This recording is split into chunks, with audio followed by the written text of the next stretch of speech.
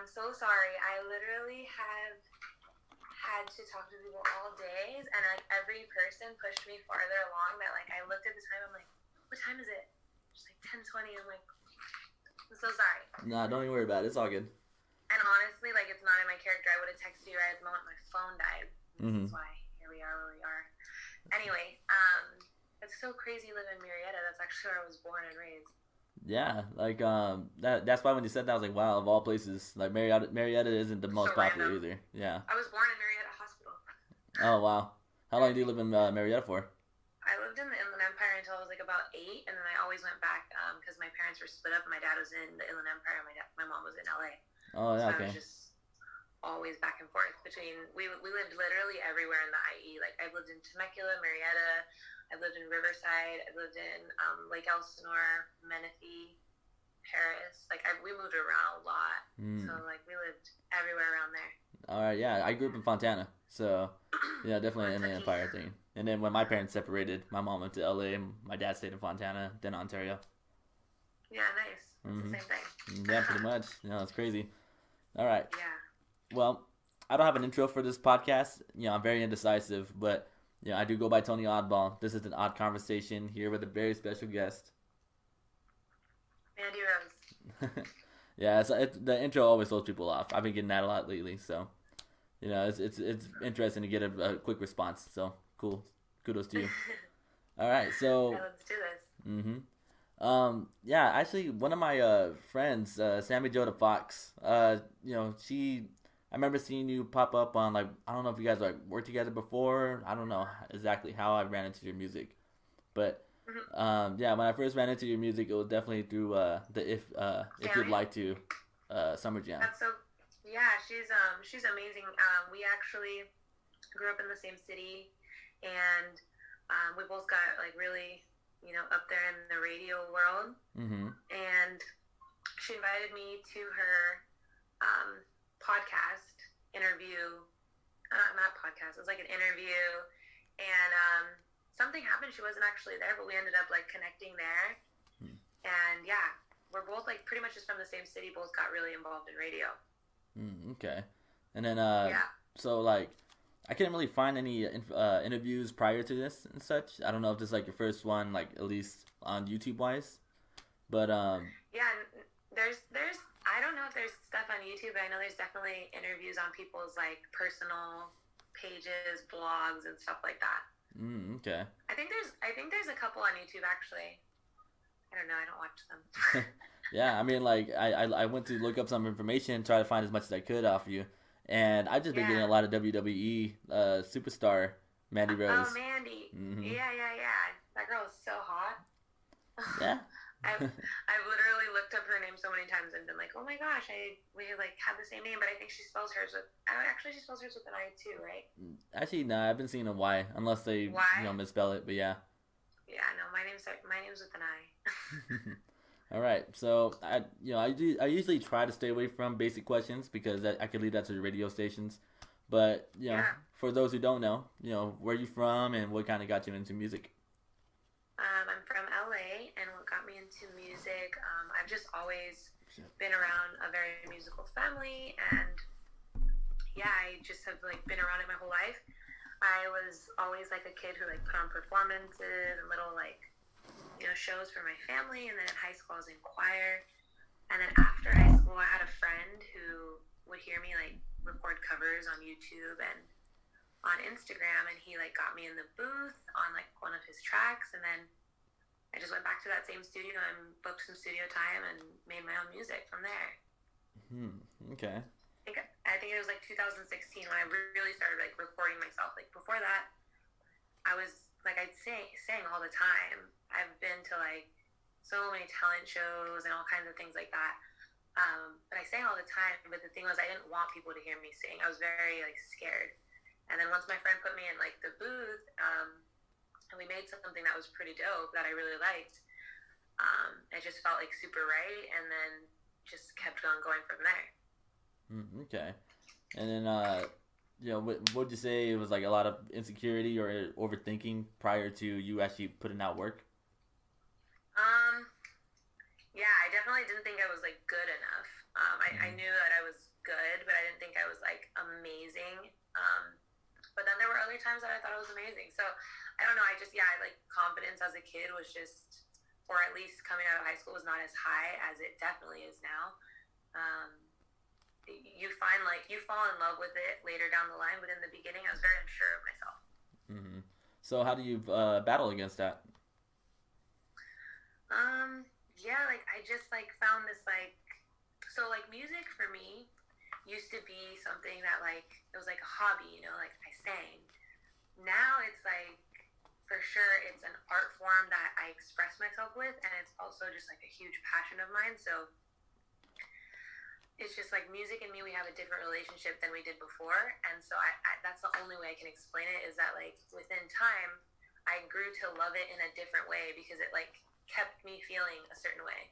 It kept me holding on. It kept me happy and hopeful. Music is just for me, it's my therapy. And I love all kinds of music. It's crazy because people are what's your genre? What do you categorize yourself as? I don't, because I want to do it all. And some people don't like that. You know, they when an artist is the same. The Weeknd was a certain way for so long, and then everybody's now he's happy, and he's not all sad and da-da-da, and they don't like that. People want you to be the same forever.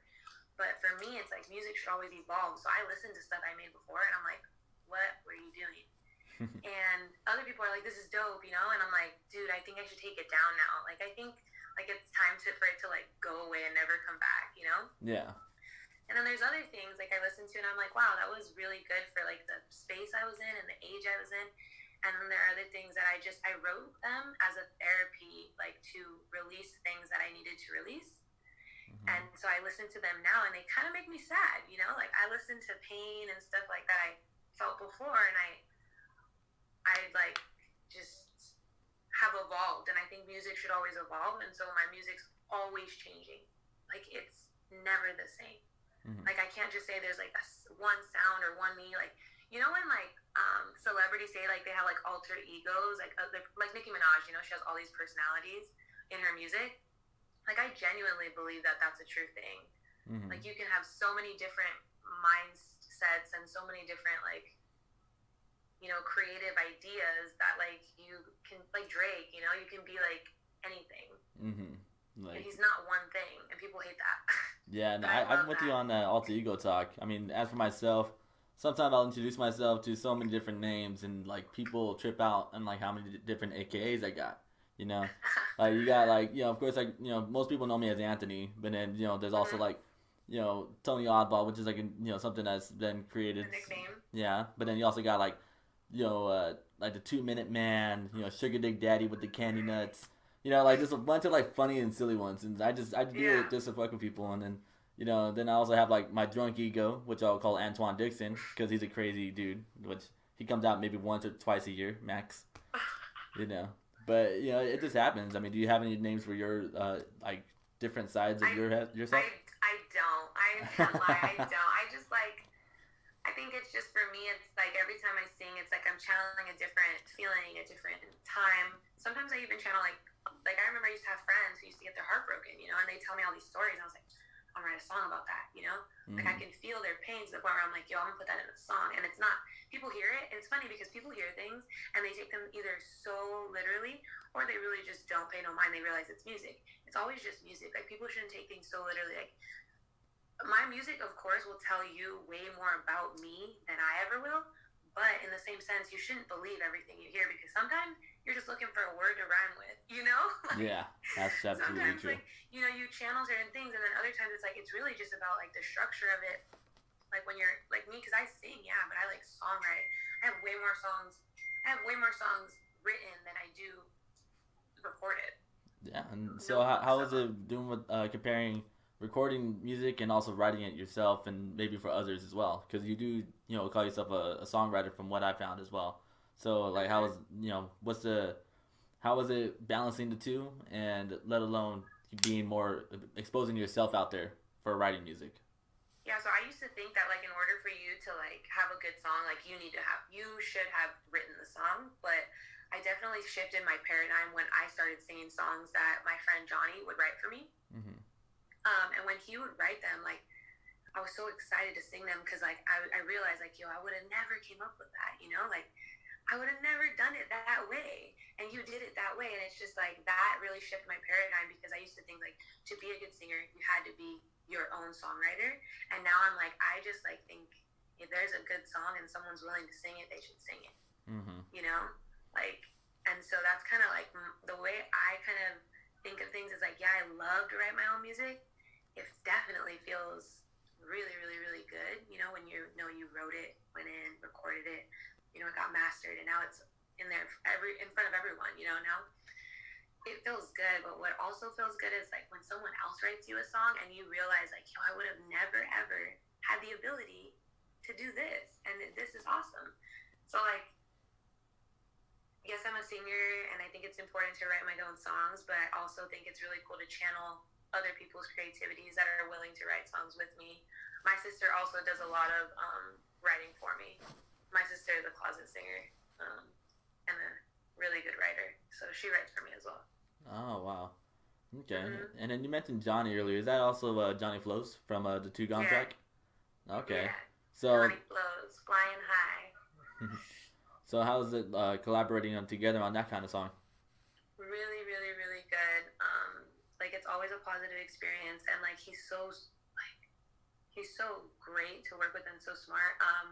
But he's actually like the reason when I went back to that story in the beginning where I said like I used to be like I'd make covers on Instagram of me singing, but it really wouldn't be like me, because I was like kind of scared to be like half of me or like just like this much. Like, I was very nervous. Johnny was the one who put me in the booth and was like, yo, you need to start recording, like, and he really like made me believe how great I was, and I didn't believe it for a long time. Like, he'd talk and say how good I was and how like I was gonna be a star, and I just didn't. I was like, it's probably not happening for me. Mm-hmm. But then like things changed. We started making really good music, and I couldn't deny it. Once it was like really great, like I hit him up all the time. I'm like, yo, like let's make more music, because I just like I'm always excited to hear what he has to write, because me and him they think so differently. My sister too. My sister has a lot of like story behind her songs, so there's a lot more feeling. Mm-hmm. But either way, I love just collaborating with other people. I wish I could do it with like way more people. It's just like once you're comfortable with people, you kind of just stick with your circle, that's my circle. Yeah.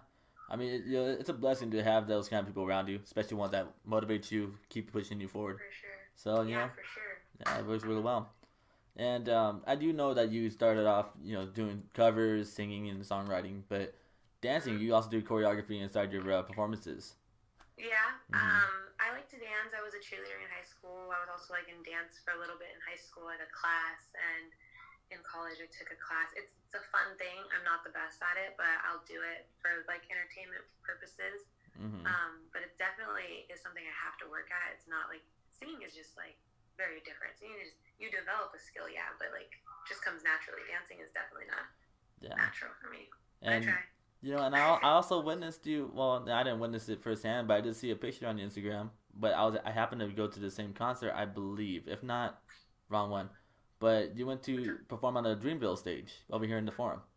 Yeah, I did. I opened up in 2017. I opened up the Real show. There was like a contest where people could vote, and I ended up opening the concert. Cardi B, J. Cole, G-Eazy, Ray Shrimmer. There was a bunch of people there. Mm-hmm. Yeah, I opened up Jessie Reyes for a bunch of different artists. It was great. That was a really great experience. It feels like yesterday. I can't believe it was 2017. Yeah. It was like the end of 2017, I believe. Mm-hmm. Okay. Yeah, I had like my own dressing room. It was amazing.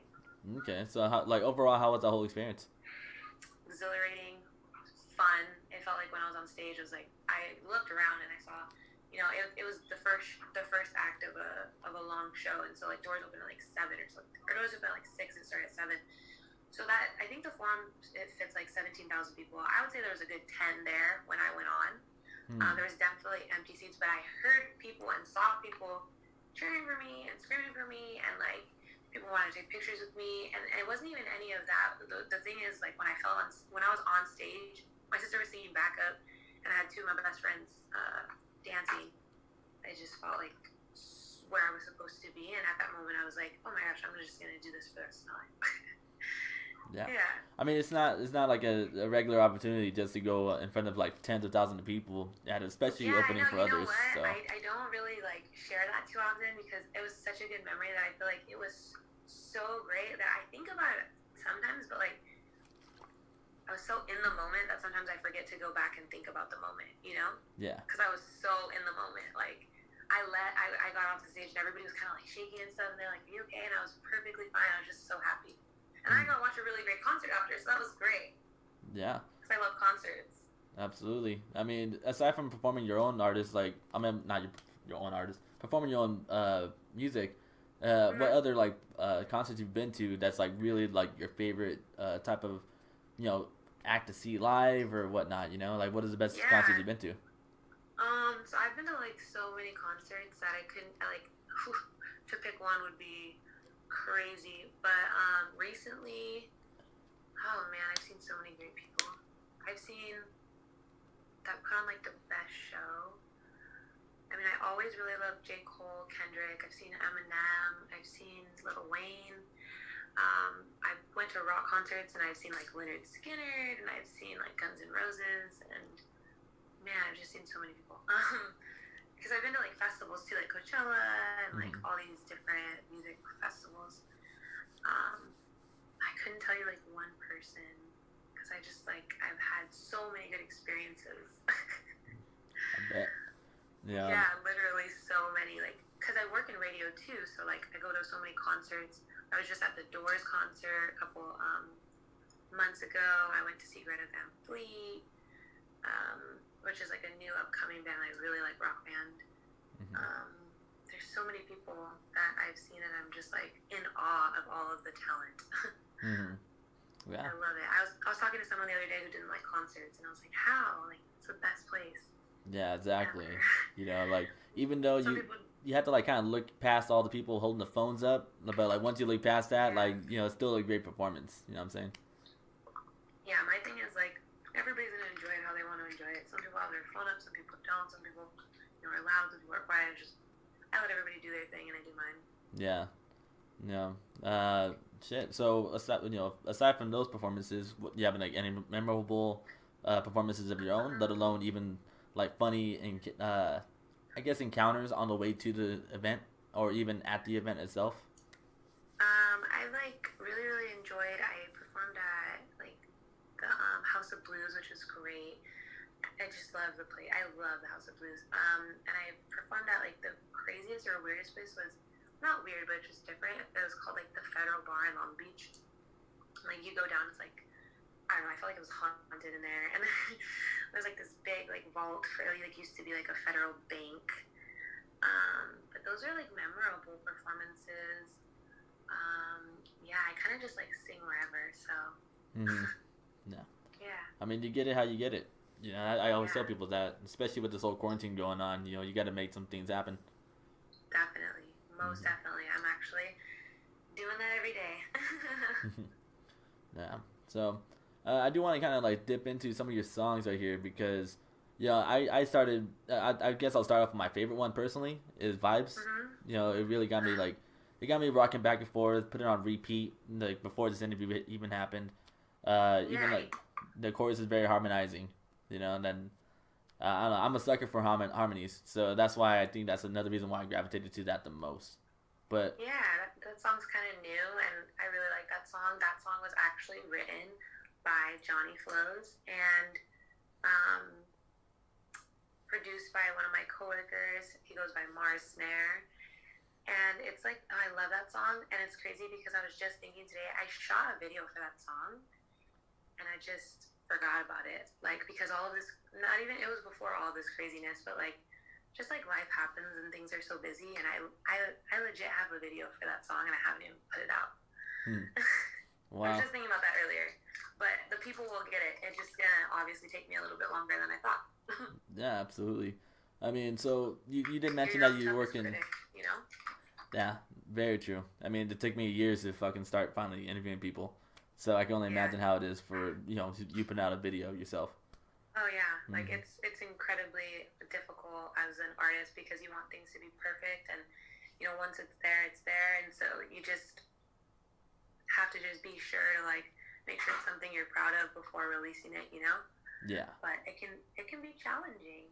You know, I tell people though, like send it and forget it. Like when you do it, just do it and then just like move on, because it's hard for artists. Like people are nice and people aren't nice. So, and that's okay.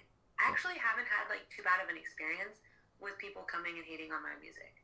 Like I've actually not had to deal with like a bunch of trolls or anything like that. Like maybe it's just because I'm like nice to people too.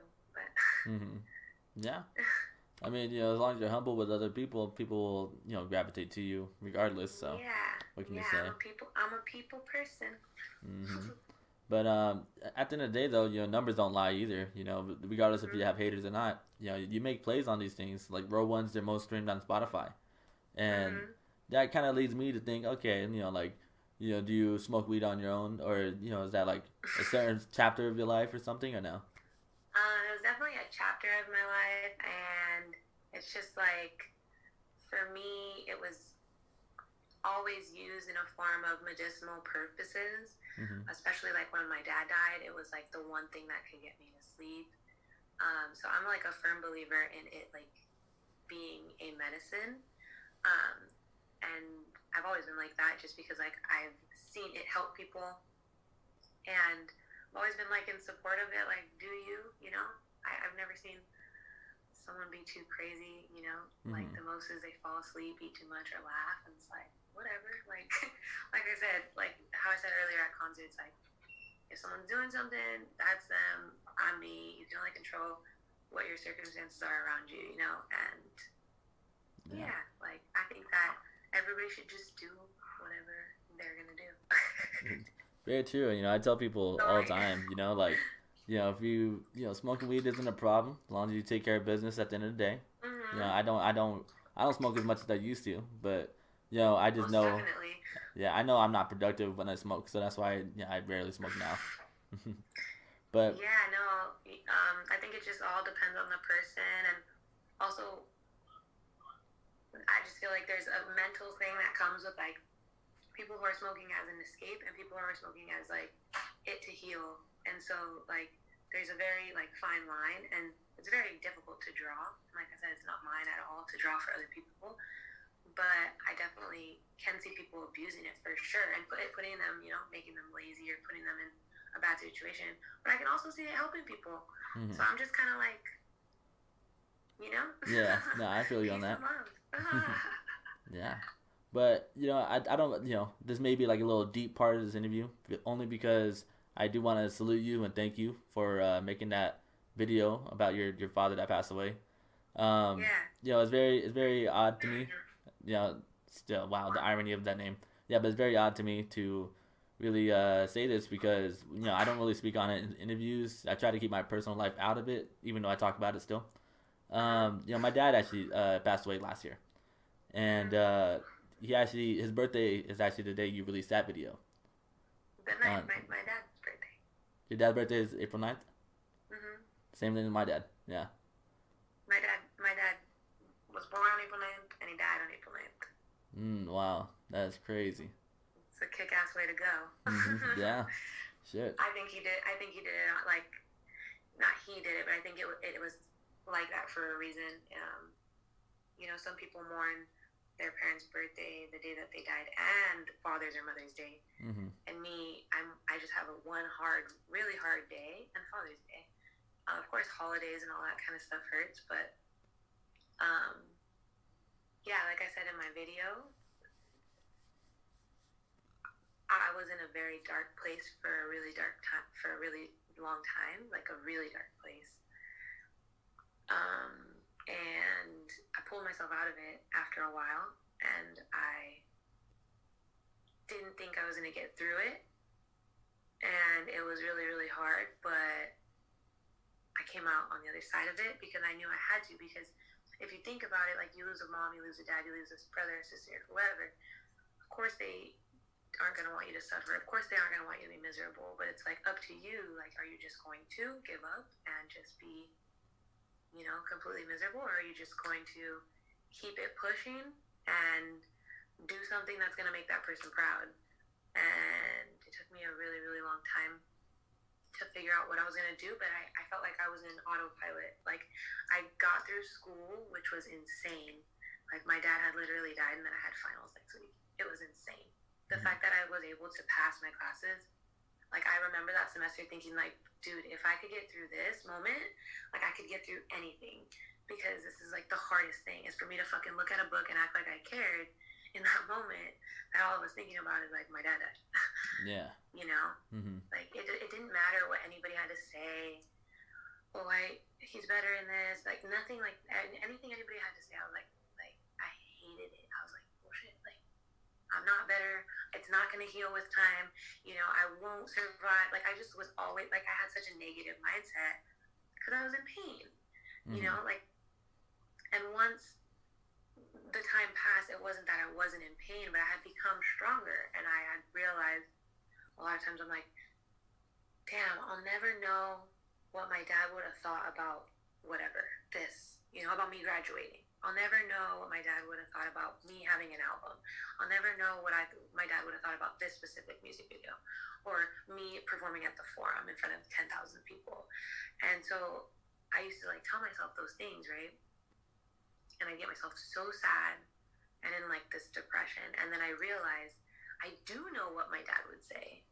Like, I do know how he would react. I do know what he would tell me when I'm being dumb, or when I'm being irresponsible, or when, you know, I have an attitude. I do know what he would say. And I didn't think I did, because I was like, I only had 19 years of my life.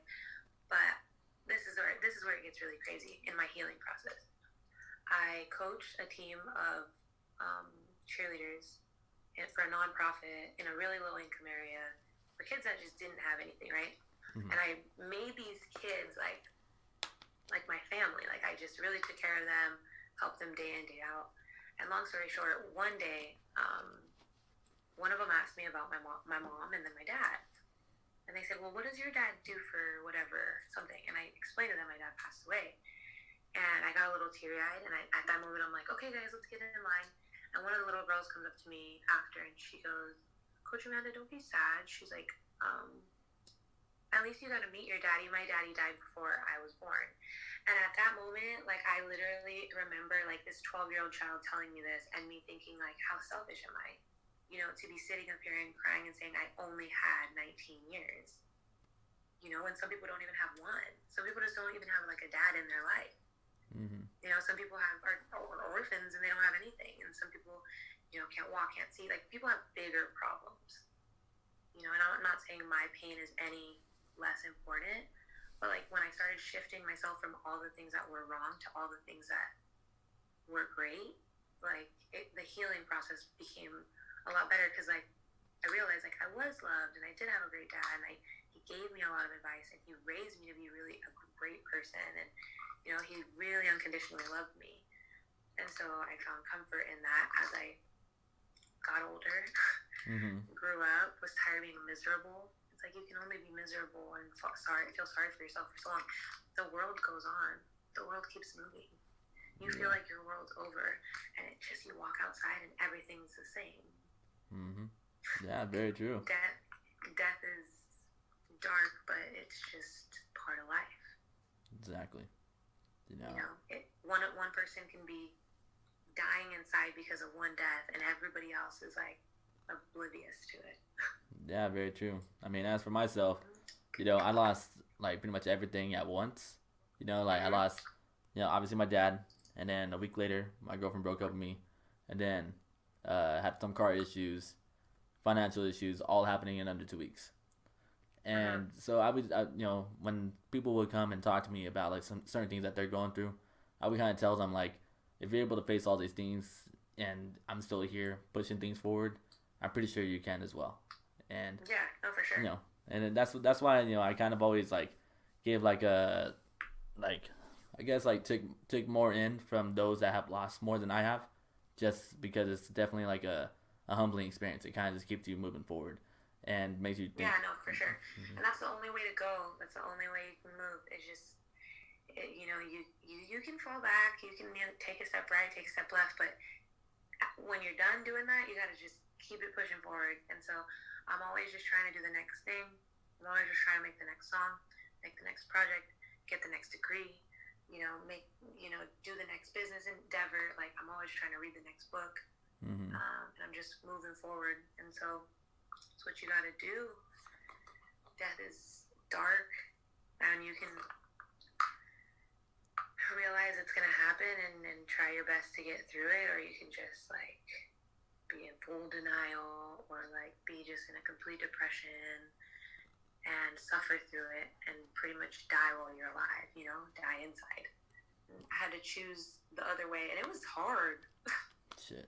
Dude, it was hard to say positive things, about something that fucking sucked. Something that broke my heart, something that left me crippled. Like, I felt like I just didn't want to move, Mm-hmm. and it was really, the whole process for me was really difficult because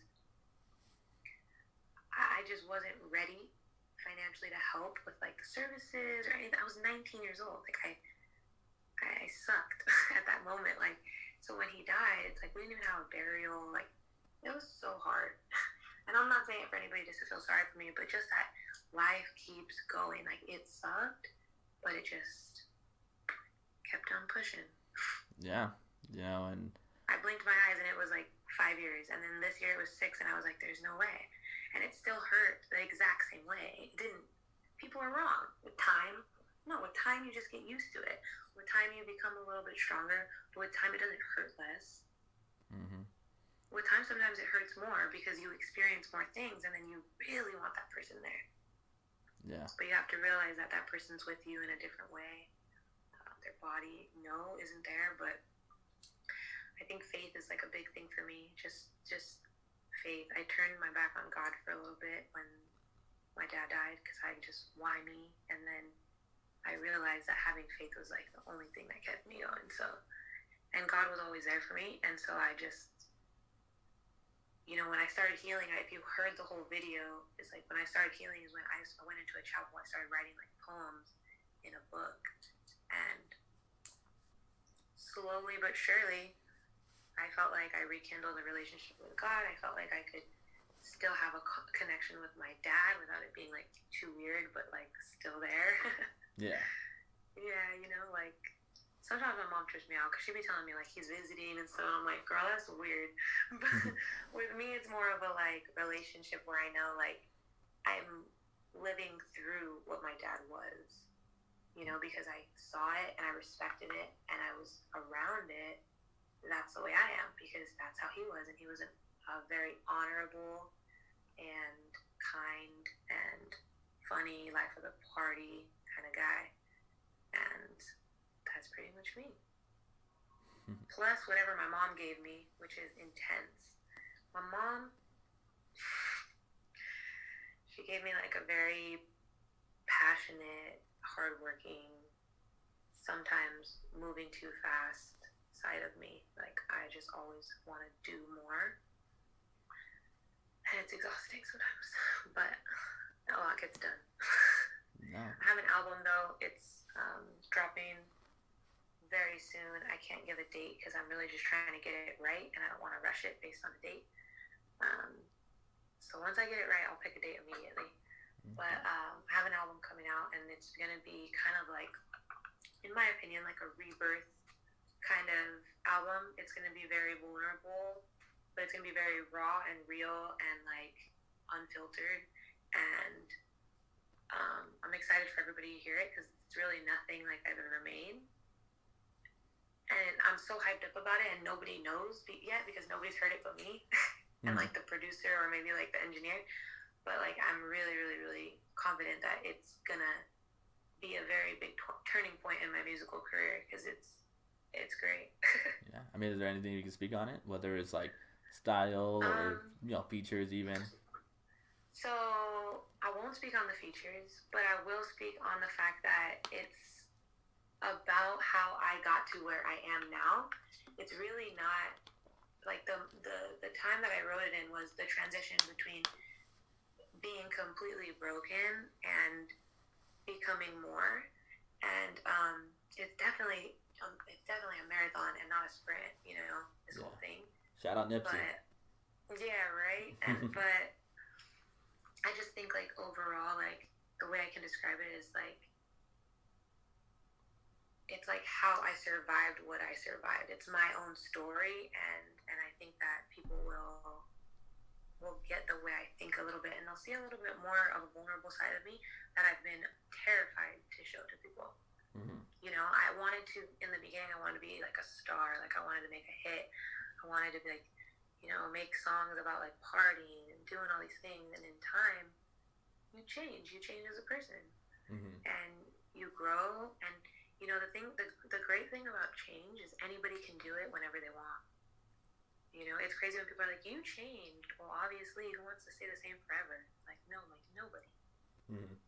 Nobody wants to stay the same forever. If you do, I mean, maybe you do, but it just doesn't seem like a good idea to me. Yeah, I mean, you know, it's whatever you choose to do with your life. I know for me, I wanted to keep growing. I wanted to do different things. Exactly. You know, I personally believe that, like, if you just want to be, you know, the same person for the rest of your life, it's like, okay, well, you're kind of settled. And, yeah, no, for sure. Mm-hmm. And it's okay to be complacent and settled and, you know, feel like you're good with what you have. Some people are very simple and they want simple things, and that's okay.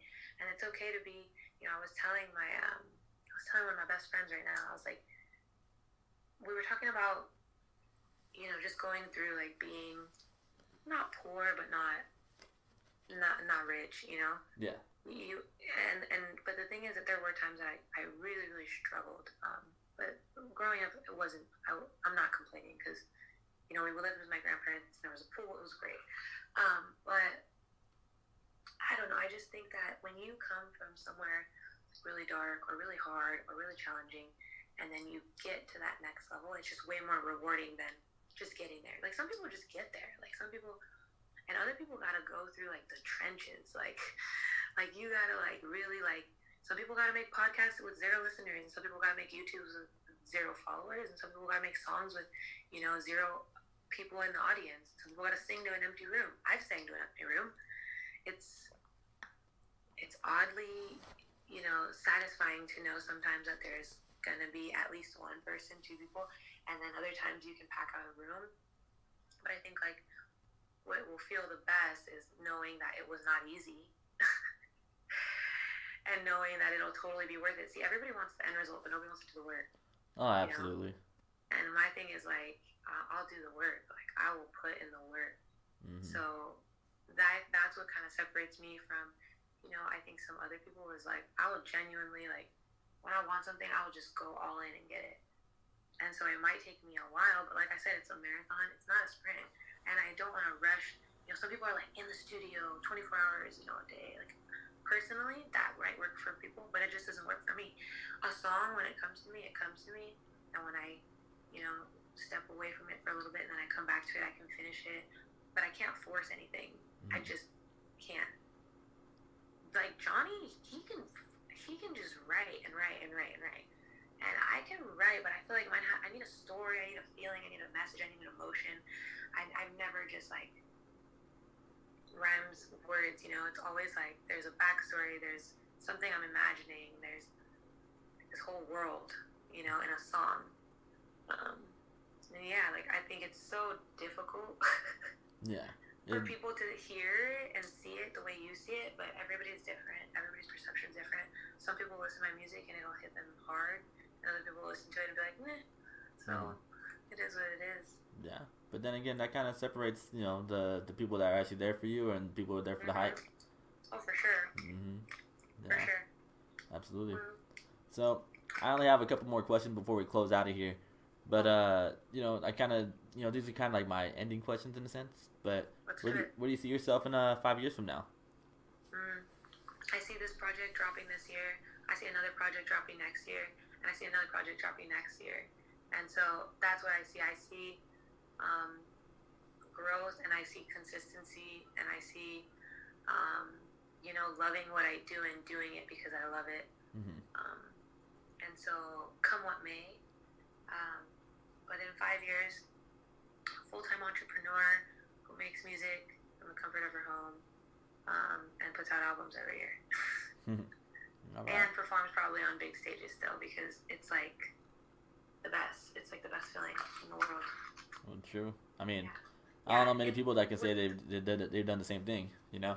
yeah, no, it's amazing. It's like I appreciate the people who listen to my music so much. Like people write to me every day. Like my DMs, I was just looking at them. I got like a message like 15 minutes ago, 20 minutes ago, 30 minutes ago, and it's like people write to me every day, and they're just like so sweet, and they feel so inspired, and they speak so highly, and it really humbles me because I'm just a regular person who likes to sing and likes to make art to express herself because she had a lot of pain, and she's had a lot of love, and like it's just that's me, and so like.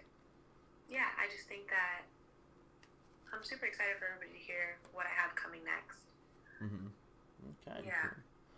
Cool. And now this is like a hypothetical question here. Let's just say that this whole lockdown thing happened to last the rest of the year, and something's going on which is a great possibility. Unfortunately, I'm a person that stays positive, but that's a possibility. Oh yeah. Yeah. I mean, you got to expect the unexpected, and let's say during the rest of the year something happens with the Wi-Fi, and next thing you know, we're fucking, we're only down to 3 only sources of music, which is like, when I say that, I mean like artists or bands that you could choose from to listen to. That's a crazy question. Yeah, so who you gonna be rocking with? But here's another way to look at it. You can listen to these artists and everything that they're featured on. So, And I can only pick how many? 3. Whew. This is hard. Yeah, it really makes you think, damn, who do I really trust with my heart like this? You know what I mean? And who has like the largest music selection so that way you don't run out. Yeah. Like me, I could come up with a few ideas. But, okay. So I'm gonna do it's like picking your favorite child. Yeah, this is really difficult because I have a lot of different moods that I'm gonna want to hear, and some people just don't have a big enough library. This is so hard. So I'm gonna pick Pink Floyd. I'm gonna pick Drake just because he has so much to choose from. But I was debating between him and Kanye West, to be honest, because I really like both of them. And I threw J. Cole in there for the toss. And I just was trying to pick one hip-hop, one rock, and then what was the other thing I was trying to pick? Oh, fudge. So now this is a toss-up between, like, EDM and like, oldies. Or, like, the Beatles. Oh, I can't do this. This is hard. It's, like, the hardest question anybody's ever asked me in my life. Can I get back to you? Shit, I mean, you might as well. I mean, so we have... I really got to weigh out my options here. It really is. This is where, like, you really... It's like picking the second episode of The Bachelor. You really got to think about which one you really like. I would say... Yeah, I'd say, I guess, Drake. And then, even though I love Drake, it's not like I'm hating on him. It's just I have all these other hip-hop loves. And then... I really like Mac Miller. Yes. Yeah. Rest easy for sure. And I've started to really love Russ, but I won't pick Russ, but because I do like a lot of his stuff. But there's so many like great people too that I have like popped in my mind in the last. You have my head going like this right now with all these artists. That's what I'm here for. Yeah, dude, you got my head spinning because I love so many great people, just so much. Yeah, I know. It's very difficult because every time I ask that question, I always, think, oh, I already know who I'm going to pick. But then when I really think about it, I'm like, fuck, but there's another person that's really crazy to listen to, and I like it. And so, I guess to close things out, what are your final words to everybody pursuing, like, the same career, if not, just life advice in general? Yeah, so the title of my album is No Rain, No Flowers. And so what I mean by that is, like, without the difficulties and the hardship and the pain and the loss and the heartbreak and the, all the crappy feelings that humans feel. Everybody feels them. I don't care who you are. You'll never get to like have beautiful flowers, and that's kind of like the way I want people to look at life is like, the best views come after the hardest climbs, and like things aren't always going to be easy, especially things that are hard. But, like, I'm a firm believer that, like, fear and, like, confidence or success, they're like neighbors to each other. So once you get over your fears, you're able to literally do anything. Like, don't think about it so much. Like, don't worry. Just make art, make music, make something, and just put it out. Don't do yourself the disservice of not putting it out. Just release it. Don't. Of course, you could, like, you know, make sure when you release it, it's right. But, like, my advice to people who want to be, like, artists is, like, go be an artist. Mm-hmm. You can be whatever. That's the cool thing about life. You can literally be whatever you want the next day. Tomorrow I could say I'm a painter, and I could start painting every single day. And then guess what I am? A painter. Mm-hmm. So it's, like, whatever, you know, I could say tomorrow I want to be like you, and I want a podcast. And I make a podcast. Make a YouTube video. It's just the hardest part is starting. The other hard part is mentally thinking about, you know, what does this person think, and are they going to judge me for this, and who cares? Yep. You know, people are going to do what they're going to do regardless of what goes on in your mind, you know? And so let them do what they're going to do you, and life will just be so much easier, and you'll realize a lot of people can relate to your art, and a lot of people like your art, and a lot of people want to listen to you. Just got to have a consistency so you have something people can count on. Which is kind of where I've lacked. I have a lot of singles that I've released.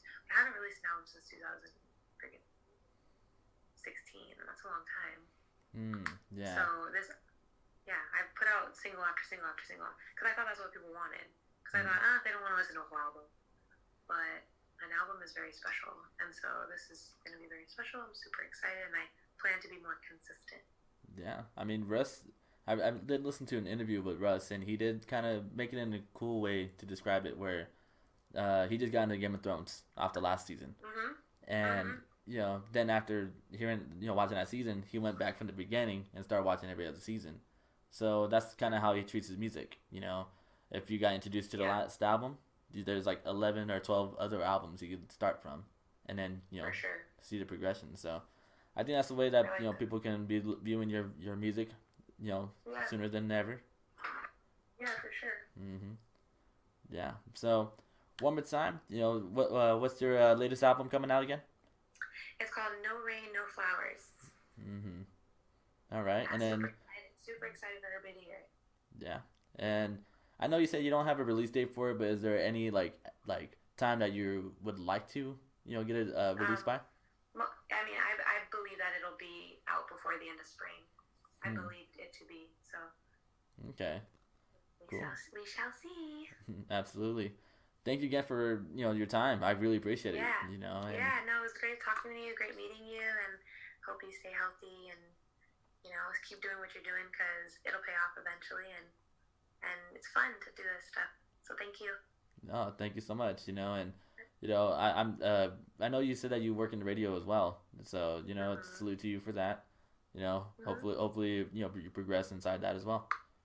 Yeah, thank you. Appreciate you. Have a good night. You too. Bye. Bye.